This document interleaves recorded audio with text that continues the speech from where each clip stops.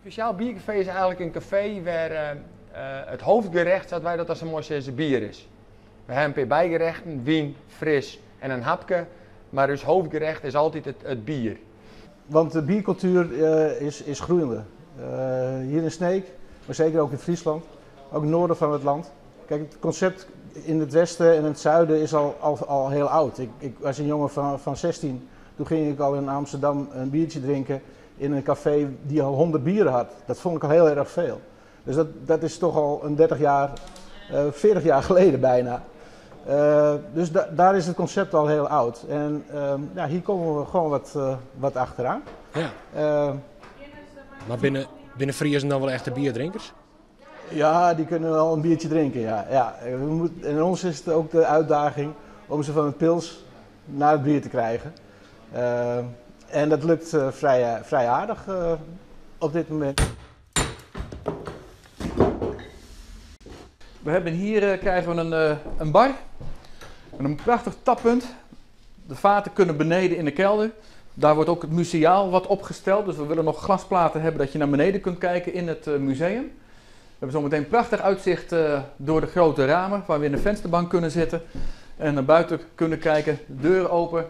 Prachtig zonnescherm waar we onder kunnen gaan zitten. Dus we kunnen hier echt het oude Dokkum beleven met een biertje erbij. Want Dokkum, dat weer dus wel een bierstad. Ja, dat is absoluut een bierstad geweest. We hebben ooit 19 brouwerijen gehad in Dokkum. En nummer 20 komt hier weer.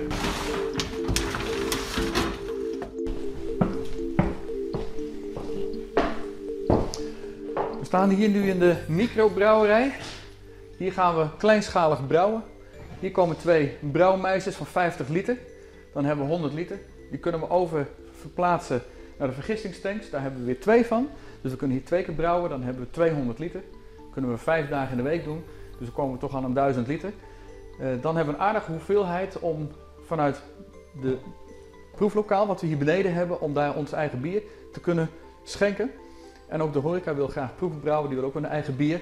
En dat kunnen we ook vanuit hier gaan brouwen.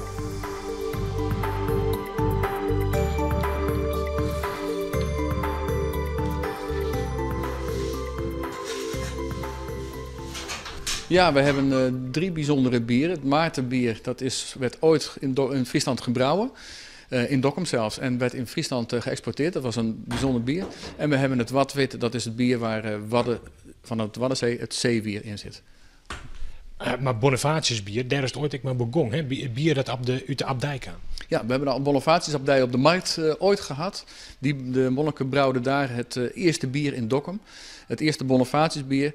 Toen zij ermee gestopt waren, toen mochten particuliere brouwers het overnemen. En daar hebben we dat uiteindelijk 19 van gehad. Ja, Njontje die het uiteindelijk al je verdween binnen. Nou, begin je in wezen op nij als biergilde. Is dat omdat speciaal bier nou weer een beetje onder de aandacht komt? Ja, zeker. Het is, men heeft daar, er is behoefte aan, laat ik het zo zeggen. En dat merk je dat de leden zich aanmelden en zeer enthousiast zijn om het verhaal te horen en het bierbrouwen te delen met elkaar. Wij merken inderdaad dat er een verschrikkelijk grote vraag is naar speciaal bier. En een hele hoop binnen nou wat benauwd en een hele hoop zie ik van, ja maar ik lees geen bier. En dan mijn naam vrouw, dat mag ik eigenlijk net zeggen, maar er zijn een hele hoop vrouwen die zeggen, ja maar ik vind bier net zo lekker. En dan zeg ik altijd heel simpel, vind je bier net lekker of haast net van pils? Nee, wel. Het is altijd Heineken en Amstel en Grals en al dat soort pilsner. Toen zei ik van ja, maar wat vind je dan lekker? Haast van koffie, dan is er een bier wat lekker viest. Haast van zwiert, dan is er een bier wat lekker viest. Want ik ben er eigenlijk heilig van overtuigd dat 98% van alle mensen wel bier leest.